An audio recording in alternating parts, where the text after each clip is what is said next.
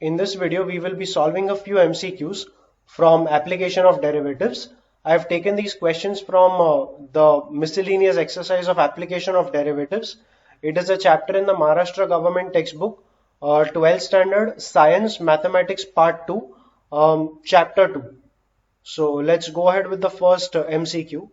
The given function, it says that it satisfies all the conditions of Rolle's theorem in the interval 0 to 3 and f dash of 2 plus 1 by root 3 will be 0. Then what are the values of a and b? So you can take a first of all, the condition of Rolle's theorem is satisfied in the interval 1 to 3, right? So you can say that f of 1 will be equal to f of 3. F of 1, that will be a plus b plus 11 minus 6, that is a plus b plus 5 equal to f of 3, that will be 27a plus 9b plus 33 minus 6, which is equal to 27. So take that a on the left, that gives you 26a, and take that b on the left, that gives you 8b. So we have 26a plus 8b, and 27 going on the left, that gives you minus 22. So we have 13a plus 4b is equals to minus 11. That's one equation we have. Let's try working with the second equation.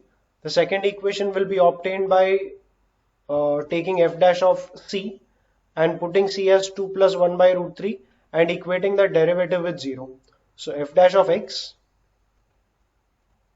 that is going to be 3ax square plus 2bx plus 11, and when you put x as 2 plus 1 by root 3, so you put that x as 2 plus 1 by root 3, this will be f dash 2 plus 1 by root 3, which is equal to 0. That should be 3a x square, and that's going to be, okay, let's write it here. So we have 0 equal to 3a, the square of this, that is 4 plus 4 by root 3 plus 1 by root 3, square of 1 by root 3, that will be 1 by 3 plus 2b into 2 plus 1 by root 3 plus 11. So we have 0 equals to, let's expand this. So we have 12a plus 3a into 3, that makes it plus a. So 12a plus a will be 13a, plus we have 12a by root 3, plus we have 4b, plus we have 2b by root 3,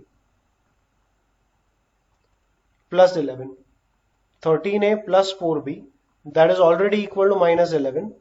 So let's write 13a plus 4b directly as minus 11 here.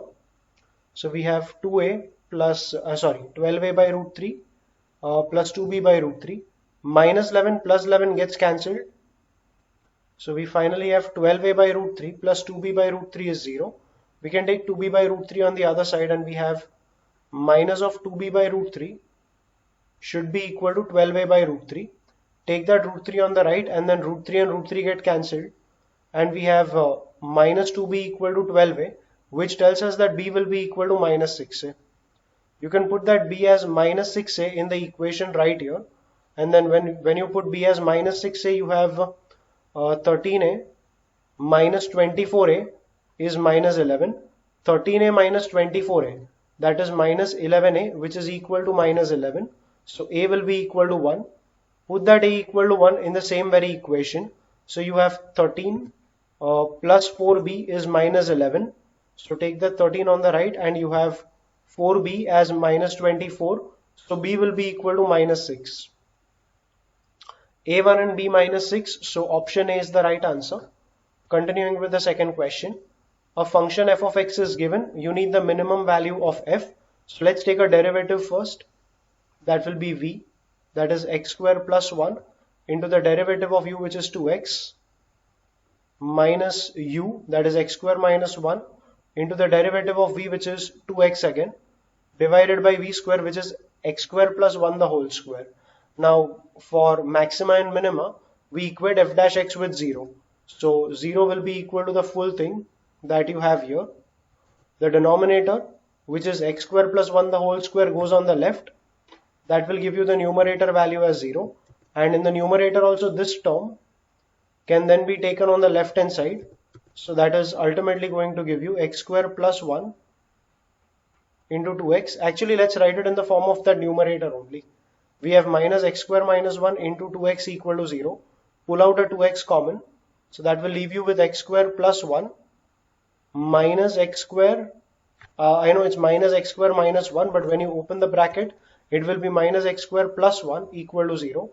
So we have 2x into, this will be 2 equal to 0. 4x equal to 0, so that will be x equal to 0. So whether it's a maxima or whether it's a minima, the critical point is going to be x equal to 0 only. But because they have already said in the question, find the minimum value, the only possibility is that there will be a minima at x equal to 0. Yet if you want to check whether there is a minima or a maxima, you can go ahead with the double derivative test, or you can go ahead with that single derivative test also. I'll just show you how. F dash x, if you simplify f dash x, that's going to be 2x coming out common, and then there will be x square plus 1 minus x square plus 1, which is 2. So 2x into 2, which is 4x in the numerator, divided by x square plus 1 the whole square. Okay, so of course f dash x will be 0 when x will be 0, but now if you take a value of x greater than 0, derivative is positive. So if this is x equal to 0, then for x greater than 0, if derivative is positive, the function is increasing for x greater than 0. If you take x as a number lesser than 0, that is any number to the left of 0, the derivative is negative, and that is why the function is decreasing. So before x equal to 0, the function is a decreasing function. If it's a decreasing function for x less than 0 and increasing for x greater than 0, you have a minima at x equal to 0. So at x equal to 0, there is a minima, and the minimum value of the function will be obtained when you put x equal to 0 in the function here. So the minimum value will be 0 minus 1 upon 0 plus 1, which is ultimately equal to minus 1. So C is the right answer for the second question. Let's continue with the third one. A ladder which is 5 meters in length is resting against a vertical wall. Bottom of the ladder is pulled along the ground at a rate of 1.5 meter per second. So here's the ladder, and these are the two walls. The ladder is 5 meters long, and you're pulling this away at a rate of 1.5 meter per second. Let's say this length is x, and let us say this length is y. So we have dx by dt, which is equal to 1.5 meters per second. The length of the higher point of the ladder when the foot is 4 meters away. So when x will be equal to 4, they are asking you the length of the higher point of the ladder. Okay, they're just asking you the length of this part where the derivative was not really needed. Okay, no, I'm so sorry. They're not asking you the length. They are asking you the length will decrease at what rate. So the rate at which length will decrease, that will be dy by dt. To get that, we apply the Pythagoras theorem that for any condition, x square plus y square will be equal to 5 square. So x square plus y square will be 25. We take a derivative with respect to time. So 2x dx by dt plus 2y dy by dt will be equal to 0. You can pull out a 2 common from both the terms here. So that 2 goes out, and that 2 then goes in the denominator here. So you have 0 by 2, which is 0. X dx by dt, so x will be 4 into dx by dt, that is 1.5, plus y. So if this is 4, then by Pythagoras theorem, this will be 25 minus 16, that is 9, and root 9 will be 3. So y will be equal to 3 into dy by dt, and that's what we are finding. This is going to be 6. 6 goes on the right, you get a minus 6, divided by 3 will be minus 2. So dy by dt is minus 2. The negative sign indicates that y is going to decrease.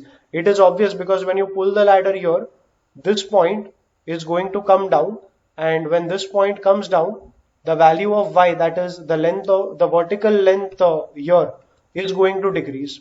So dy by dt, that is y, is going to decrease at a rate of 2 meter per second. So B is the right answer. Continuing with the fourth one, f and g are differentiable for x between 0 and 1. f of 0 is given, g of 0 is given, f of 1 is given. Let there exist a real number c such that f dash of c is 2 times g dash of c, then value of g of 1 must be what? So f dash of c equal to 2 times g dash of c, and by Lagrange mean value theorem we can say that f dash of c can be written as f of 1 minus f of 0 divided by 1 minus 0. That should be equal to 2 times g of 1 minus g of 0 divided by 1 minus 0. That's how we are writing f dash of c, and that's how we are writing g dash of c. F of 1, we know it is 6 minus f of 0, which is equal to 0, upon 1 minus 0 is 1, so the left hand side becomes 6 equal to 2 times g of 1, we don't know what that is, we are trying to find it out. G of 0 will be 0 divided by 1 minus 0 is 1. So we can simply write it as 2 times g of 1 minus 0. That is simply 2 times g of 1. 2 goes on the left and g of 1 is finally equal to 3. If g of 1 is 3, then B is the right answer for the fourth question. Continue with the fifth one. You need the interval in which f of x is strictly decreasing. In the interval where f of x will be decreasing, f dash x will be lesser than or equal to 0. In fact, strictly decreasing, so it can't be equal to, it has to be strictly lesser than 0. So take the derivative and you have 3x square minus 12x plus 9 less than 0. Pull out a 3 common, so you have 3 x square minus 4x plus 3 less than 0. So we have 3 x minus 3 into x minus 1 less than 0.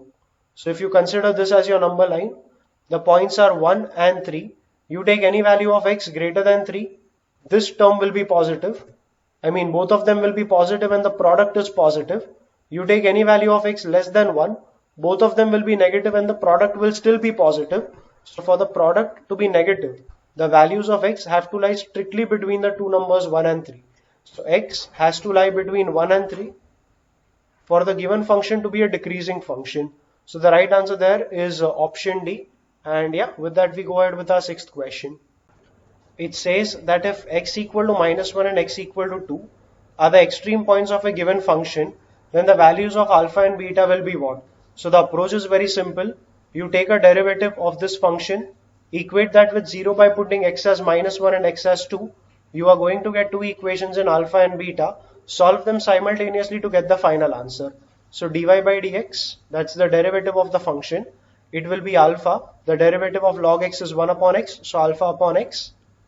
Plus we have 2 beta x plus 1.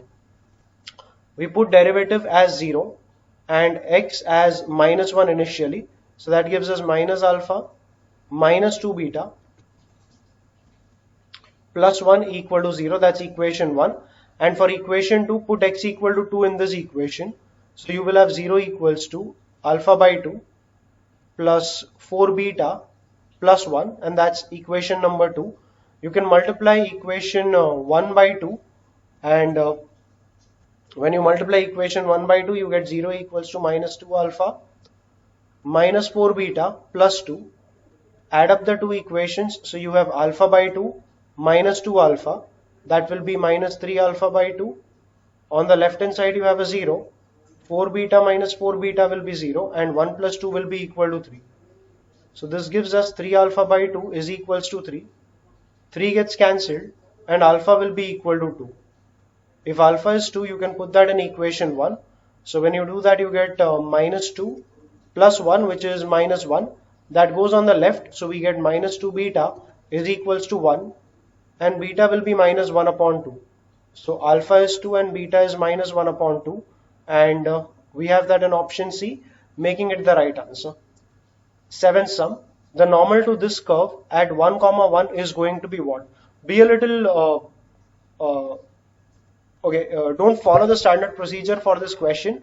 Just be a little observant and check the fact that this equation represents a pair of lines passing through the origin. So it would be advisable to find the individual lines and check what is the position of this point with respect to the two lines that are represented by this equation.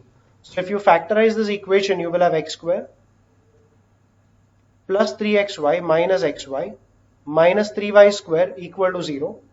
That should give you the first one as x plus 3y Okay, if you don't understand that, just take an x common.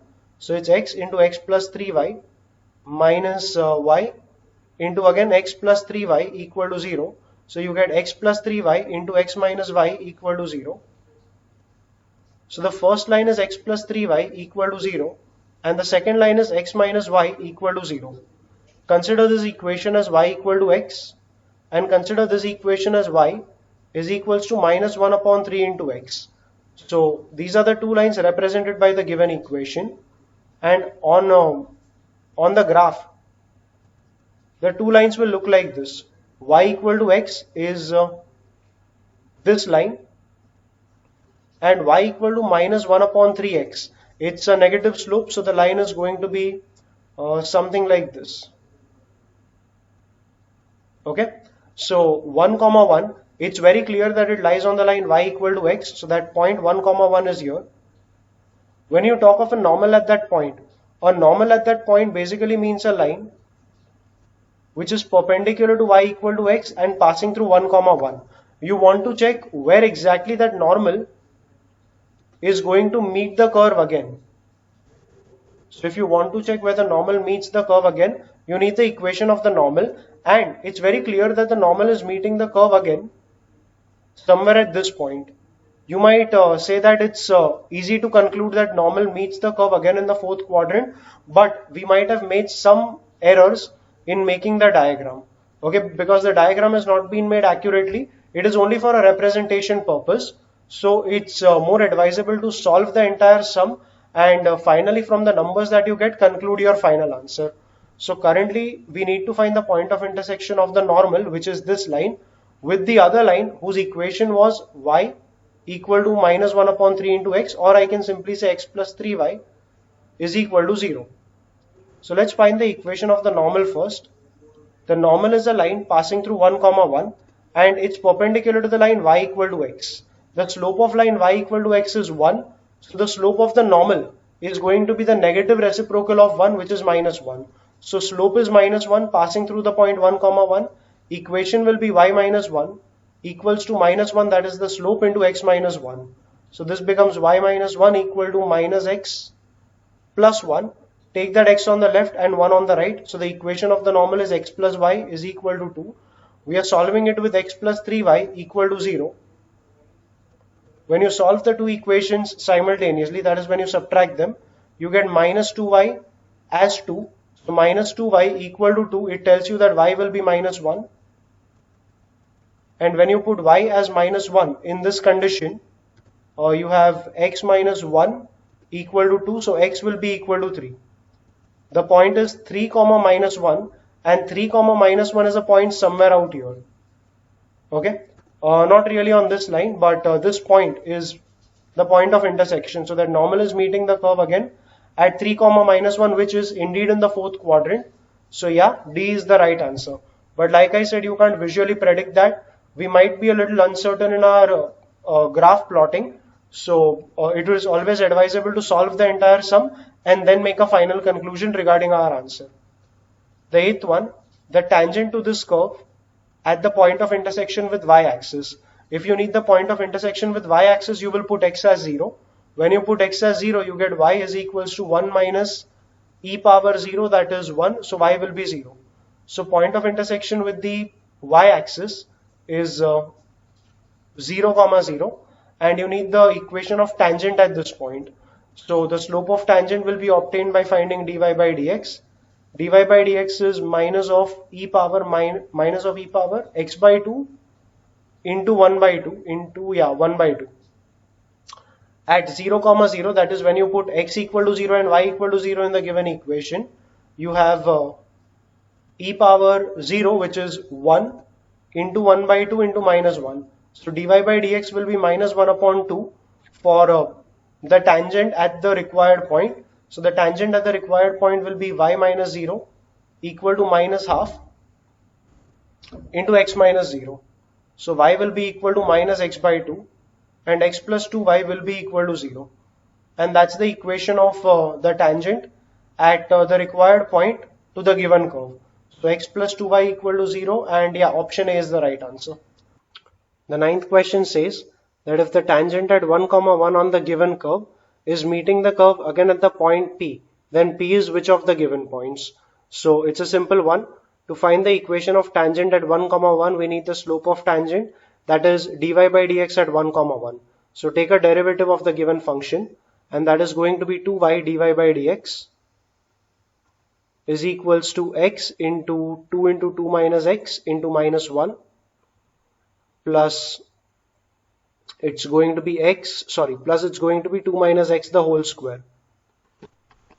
In this entire function, you just need to put, in this entire equation, you just need to put 1, 1 and calculate what will be the value for dy by dx. So that will be 2 into 1 into dy by dx, that's 2 times dy by dx is equals to 1 into 2 into 1 into minus 1, that's minus 2 plus 2 minus 1, which is 1 square, which is equal to plus 1. So minus 2 plus 1 is minus 1. And that 2 goes on the right, so you get dy by dx is equals to minus half. So the equation of the tangent will be y minus 1 because the tangent is at 1, 1, okay. So y minus 1 equals to slope, which is minus half into x minus 1. That gives you 2y minus 2 is equals to minus x plus 1. You get x plus 2y is equals to 3. And yeah, that's the equation of your tangent. Now that we have the equation of the tangent, one method is you can solve the equation of the tangent and the equation of the curve. This is the equation of the curve. So you can solve the two equations simultaneously, get the point of intersection, and that is going to be the right answer. But given that you already have 4 options, you can check by substituting the options instead of going by the longer method of solving the equation simultaneously and then getting the answer by a long process. So solving it in a shorter way means just take the options. You know that the right answer, the point of intersection is going to be a point on the curve and a point on the tangent also.